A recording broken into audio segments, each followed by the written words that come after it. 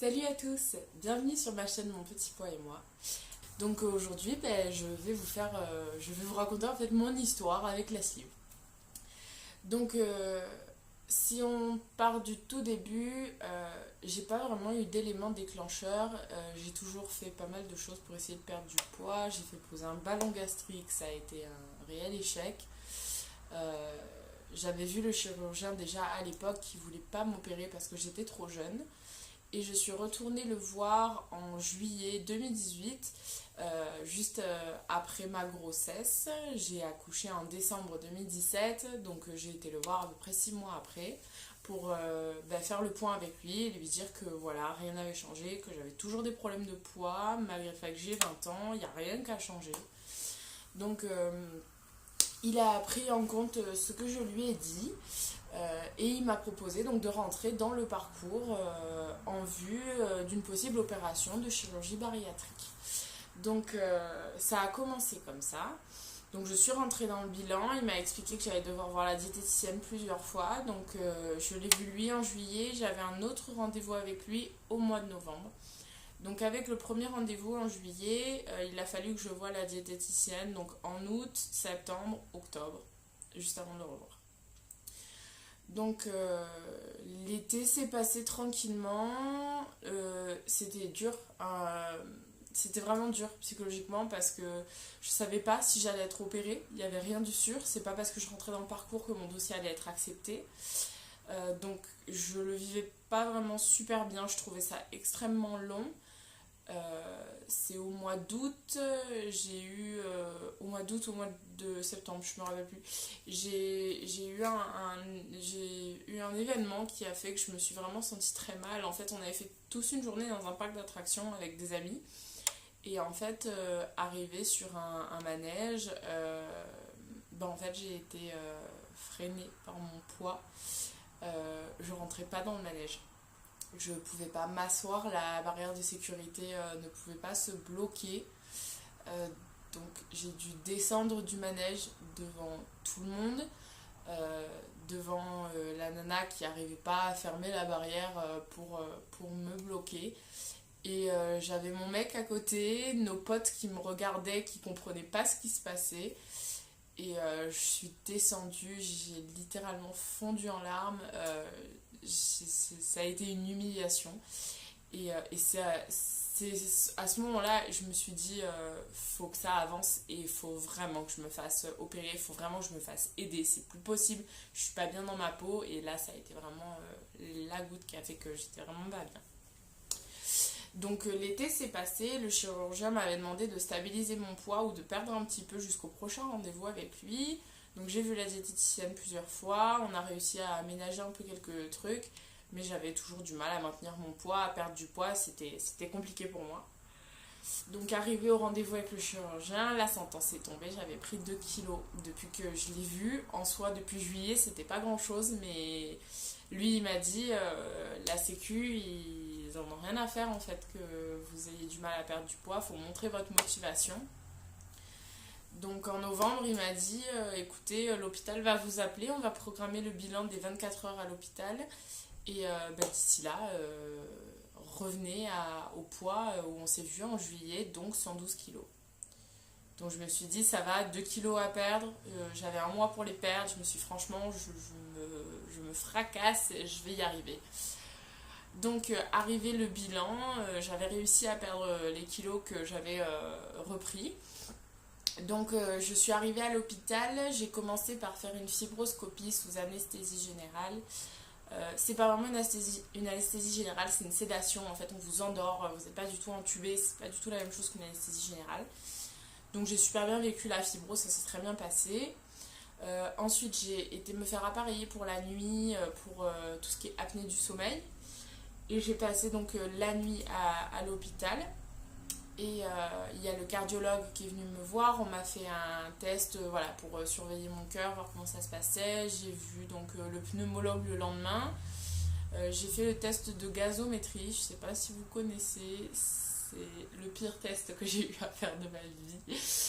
En fait, on vient vous faire une prise de sang, mais ça se passe dans le poignet et ils vont toucher, c'est l'artère. Ils ont besoin d'aller dans l'artère c'est pour vérifier la pression artérielle. Donc moi qui suis déjà phobique des aiguilles, l'idée que l'aiguille me traverse le poignet, et franchement c'était vraiment pas agréable. Donc j'étais bien contente que ce soit terminé.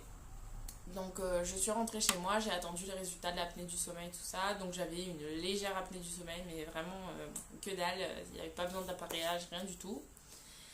Donc on a attendu, j'ai revu le chirurgien juste après les fêtes, donc c'était début janvier. Début janvier, je vois le chirurgien, au mi-janvier, je sais plus exactement. Je vois le chirurgien. Et le chirurgien me dit, tout est bon, on va envoyer le dossier à la Sécu et maintenant il n'y a plus qu'à attendre. Parce que c'est la sécurité sociale qui donne son accord. Il m'a prévenu que je pouvais être convoquée à la Sécu pour rencontrer le médecin de la sécurité sociale. Je n'ai pas été convoquée.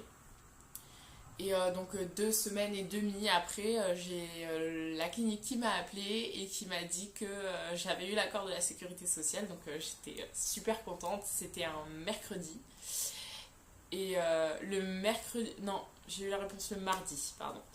Et du coup, la secrétaire m'a donné rendez-vous avec le chirurgien le jeudi, donc 2 jours après.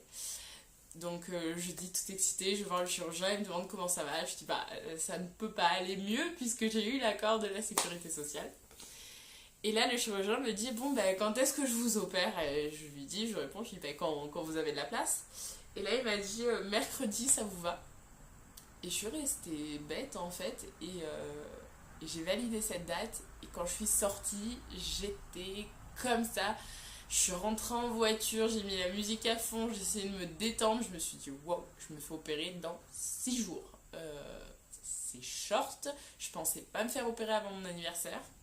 Donc tout s'est passé vraiment très très vite. C'était assez hallucinant, la vitesse à laquelle j'ai eu une date d'opération. Donc arrive le jour de l'opération, j'étais ultra stressée, j'étais pas bien du tout. Je suis arrivée à l'hôpital, ils m'ont fait rentrer dans une pièce pour me changer, enfiler leur tenue et attendre. Donc mon chéri a pu attendre un peu avec moi. Et heureusement, parce que franchement, je n'étais pas très bien. Et quand ils ont demandé à mon chéri donc de partir, ils m'ont amené dans une salle. Alors on aurait dit une grosse salle d'attente de médecins avec plein de personnes qui allaient se faire opérer. Donc on était à pied, quoi. Et là, quelqu'un arrive, dit mon nom, donc je me lève, je prends mes affaires. Et là, en fait, on m'emmène au bloc à pied. Donc eux, ils sont partisans dans cette clinique de faire venir les patients à pied parce que pour eux, c'est moins stressant. Moi, perso, je ne supporte pas d'aller au bloc à pied et ça m'a stressé plus qu'autre chose. Donc à partir du moment où le gars est arrivé et m'a emmené, j'avais les larmes qui coulaient, j'arrivais plus à me retenir, c'était une catastrophe. Donc il a essayé de me détendre, il m'a passé à son collègue qui lui était chargé de m'installer dans la salle, tout ça. Donc il m'installe dans la salle, il me demande de monter sur la table, donc je monte sur la table d'intervention. Très gentil, un amour, je pense que c'est un aide-soignant.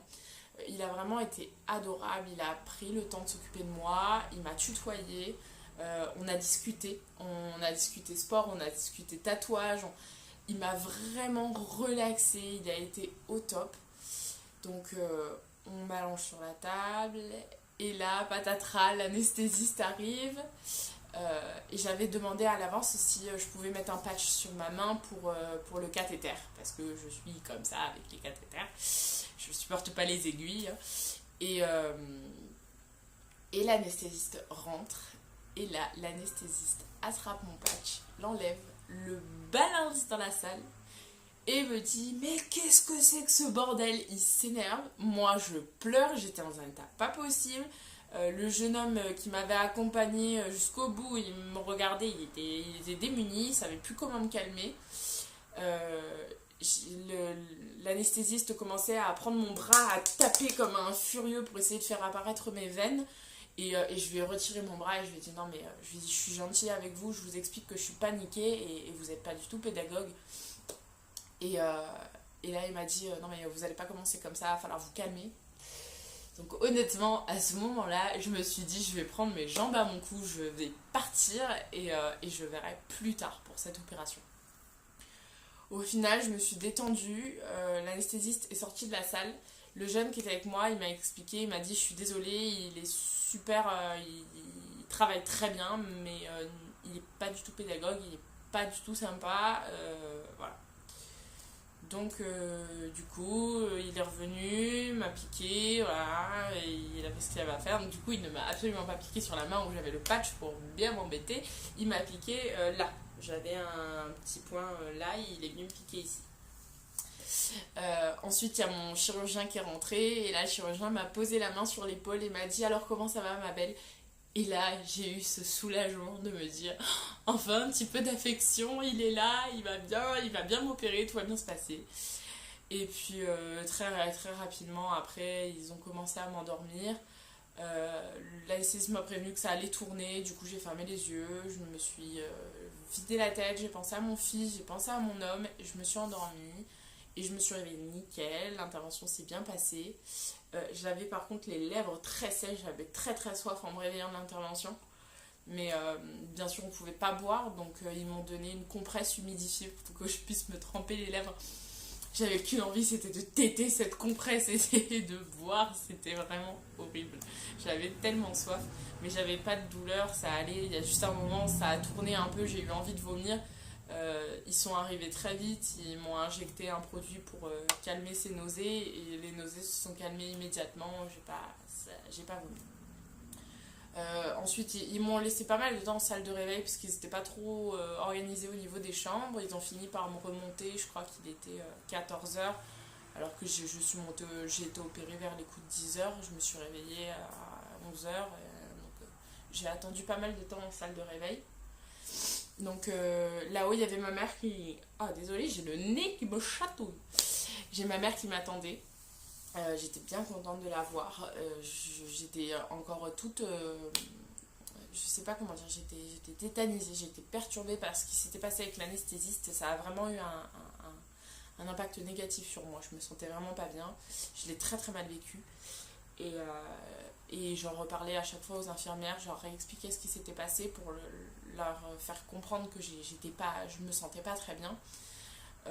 Les infirmières ont été vraiment bêtes, ça s'est pas super bien passé avec les infirmières et les aides-soignantes, elles ont pas été à l'écoute, elles étaient pas réactives.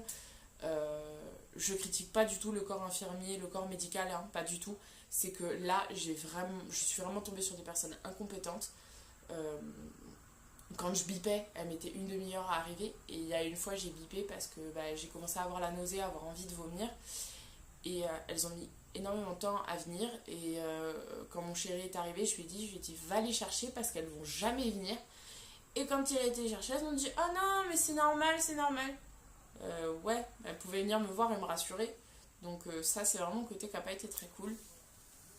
Donc voilà, j'étais bien contente de rentrer à la maison le lendemain. J'ai eu un protocole entre guillemets accéléré. J'ai pu rentrer chez moi le lendemain avec l'infirmier qui venait à la maison tous les jours et qui faisait la remontée au chirurgien. Donc moi ça m'a permis d'être plus détendue, de retrouver mon fils et mon chéri. Au moins j'étais chez moi, dans mon lit. Parce qu'à l'hôpital j'avais même pas un lit électrique. Donc en fait pour me relever, c'était une galère monstre. C'était vraiment pas cool. J'ai eu les manchons aux jambes, vous savez c'est les trucs qui gonflent et qui dégonflent pour éviter les risques de phlébite. Et quelques heures avant que je sorte de l'hôpital, il y a une kiné qui est venue pour me masser un peu les jambes, histoire de bien faire venir la circulation. Voilà, donc je suis rentrée à la maison, je me suis posée, j'avais eu un repas le midi, le matin au petit déjeuner, ils m'ont rien donné, ils m'ont donné à partir du midi un bouillon.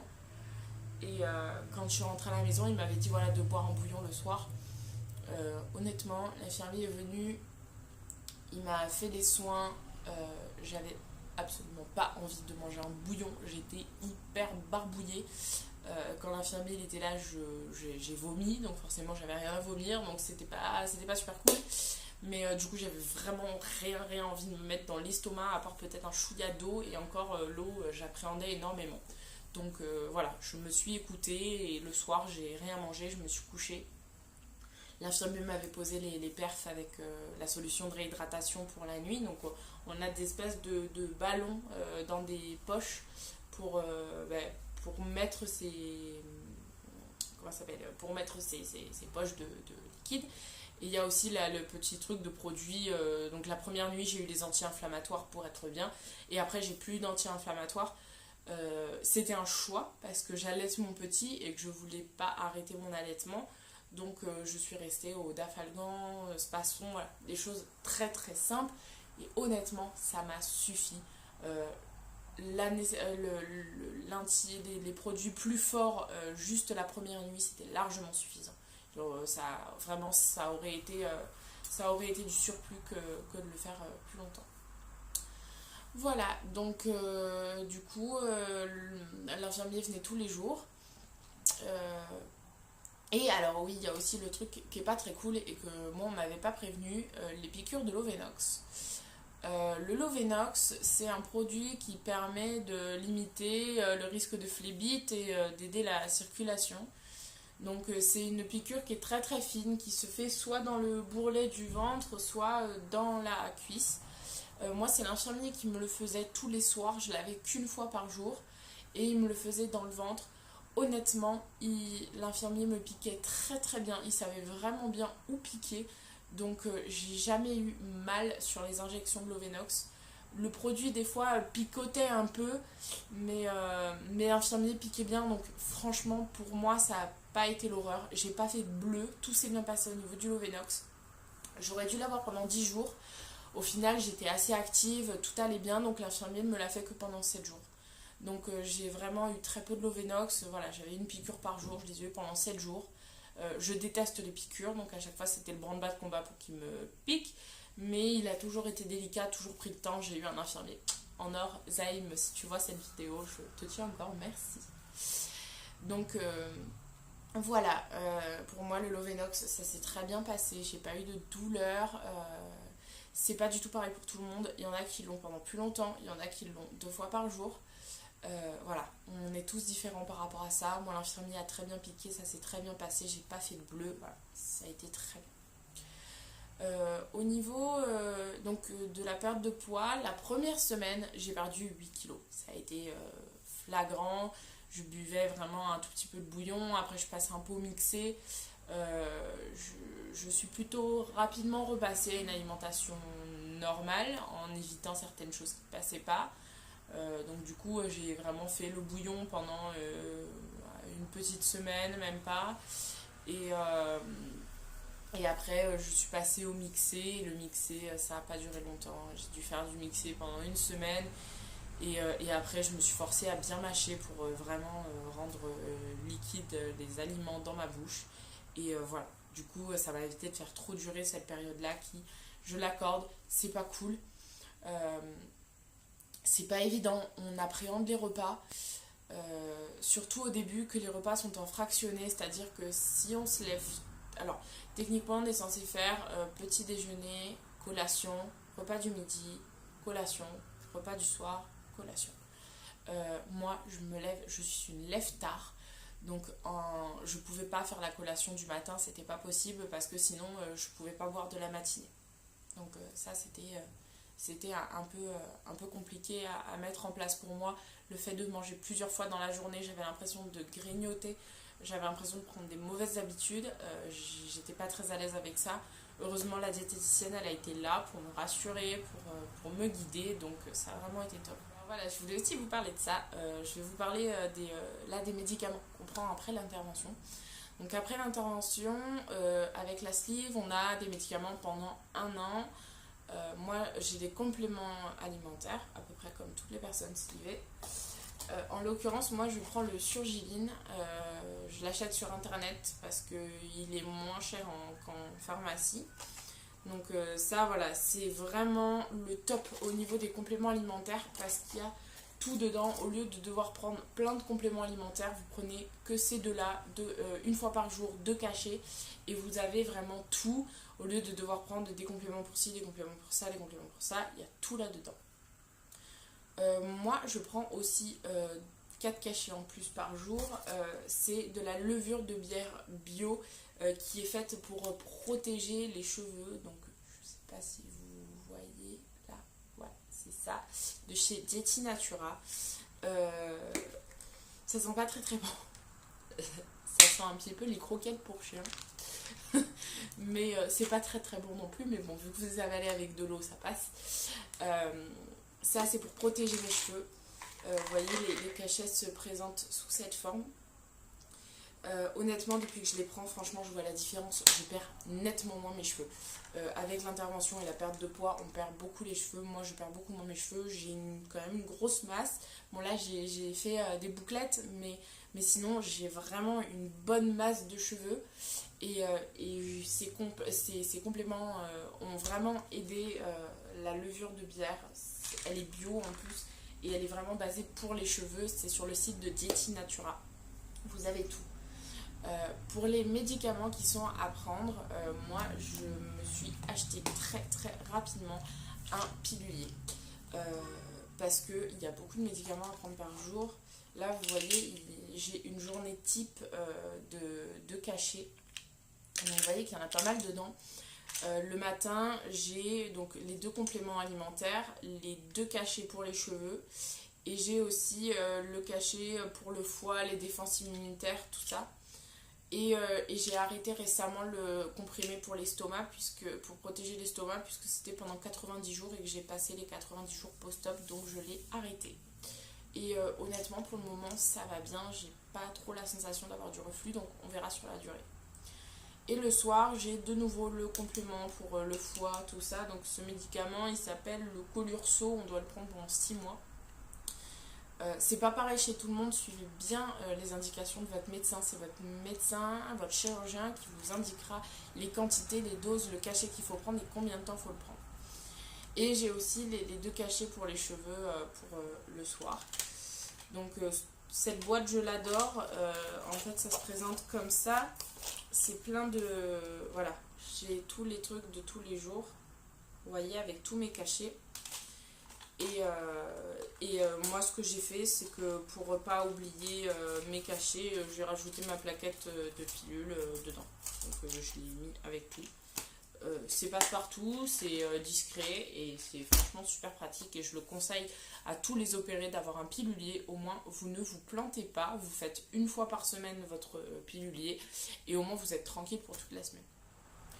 Donc je continue à perdre petit à petit. Là je suis à 21 kg de perdu depuis l'intervention. Donc je rappelle que j'ai été opérée le 6 février 2018.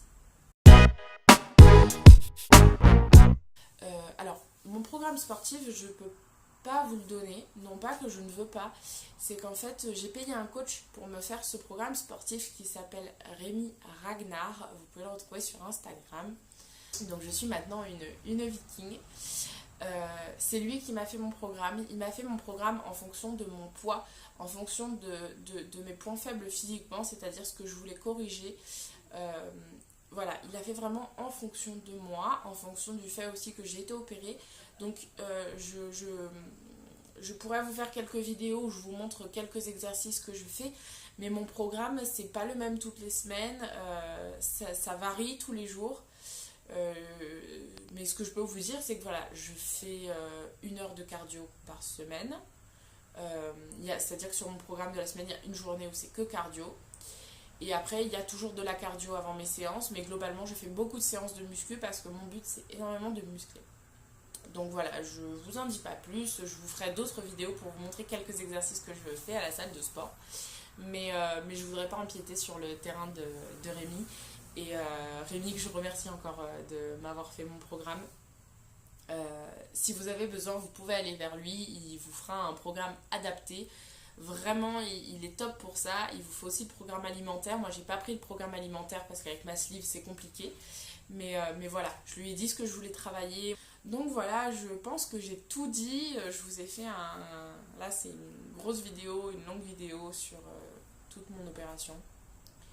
Si vous avez des questions, n'hésitez pas à envoyer juste en dessous en commentaire. Je ferai ce qu'il faut pour répondre. Je vous remercie d'être autant à vous abonner sur ma chaîne. Ça me fait vraiment plaisir. J'espère que mes vidéos, ça pourra aider des gens, rassurer des gens. Et au moins, vous voyez aussi mon évolution. Et moi, ça me permet de vous raconter ça. Et ça me fait vraiment du bien d'en parler. Donc voilà. Je ferai certainement un petit sondage pour le sujet de la prochaine vidéo, sauf si j'ai des idées qui me viennent comme ça. Je vous souhaite de passer une très bonne semaine. Je vous remercie, je vous dis merci à tous mes petits pois de me suivre sur ma chaîne. Voilà, gros bisous, à bientôt.